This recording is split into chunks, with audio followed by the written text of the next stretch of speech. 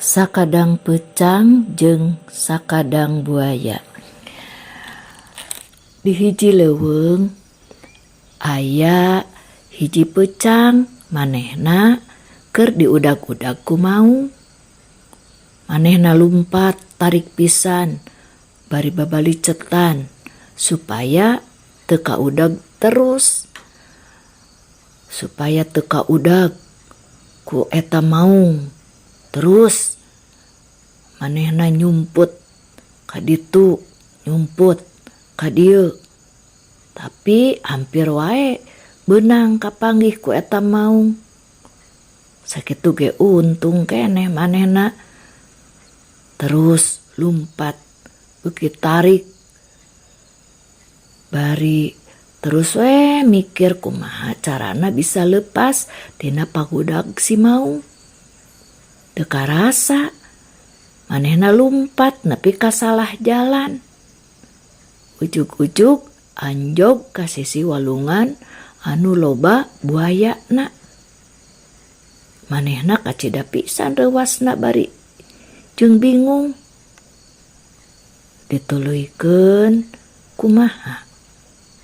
Teu dituluykeun kumaha? Lamun ngojay meuntas walungan geus pasti bakal dihakan buaya anu meujeuhna lalapar. Nya kitu deui, lamun balik deui pasti papanggih jeung si maung aya bahan awak dikerakeb. Sabab manehna ti tadi oge ngungudag teh hayang ngarekeb manehna.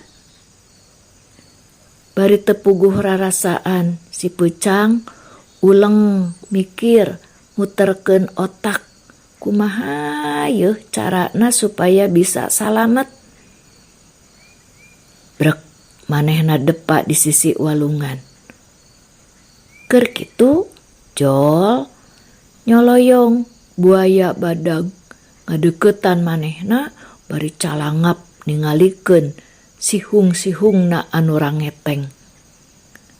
Lakadalah aya mangsa yeuh.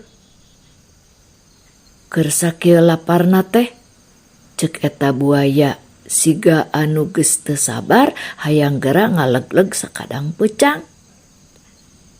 Ngadenge kitu si pecang ngahuleng mikir sakedapan. Bari neger-neger hatena manehna nyarita.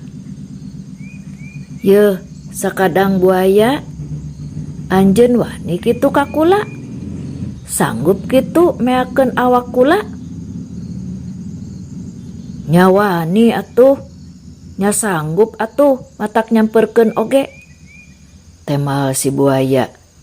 Is, kaolah tong wawanianan kitu.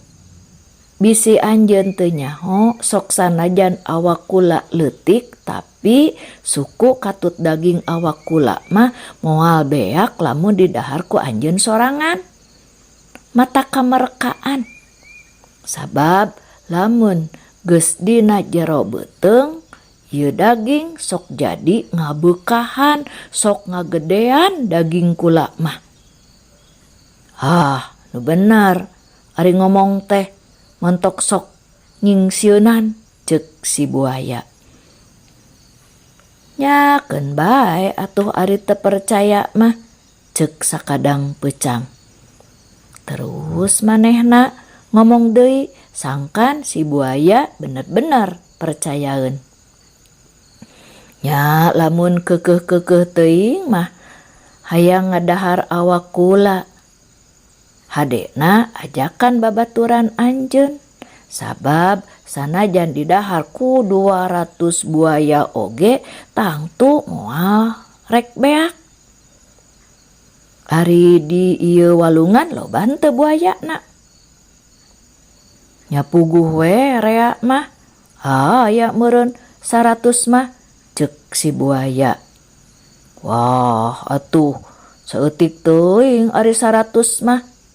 Tapi ketang cobaan we geroan maranehna sina ngarumpul ka dieu. Si buaya kacida percayana kana omongan si pecang kitu teh. Terus manehna nyoloyong ke tengah walungan rek ngageroan babaturanana. Teu lila, jul buaya-buaya anu baradag nyalampurkeun bari terus ngajajar di sisi walungan. Sakadang pecang nangtung terus manehna nyarita.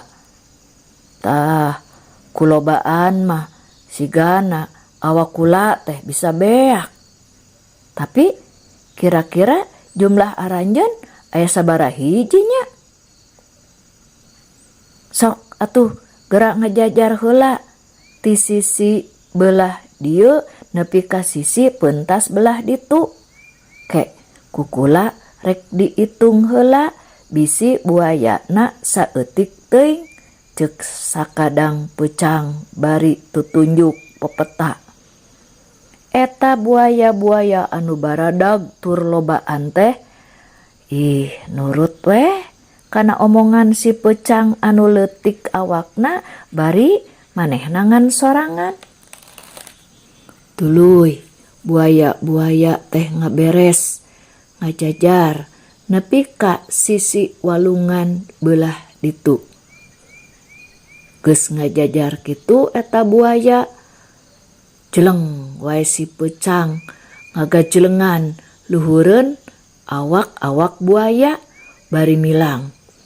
1, 2, 3, 4, 5 jeung saterusna nepi ka buaya nu pangtungtungna. Barang tepi ka buaya nu pangtungtungna anak gajleng brebet weh manehna lumpat tarik naker ningalkeun buaya-buaya anu ngan bisa molohok bari nenjokkeun si pecang anu lumpat beuki ngajauhan maranehna. Teu lila ti harita torojol maung anu ngungudag si pecang tea datang ka sisi walungan. Tapi da si pecang nage geus mentas jauh pisan. Tah kitu dongeng si pecang teh, sok sanajan awakna leutik tapi manehna pinter jeung loba akal, manehna bisa salamet tina pangudag si maung.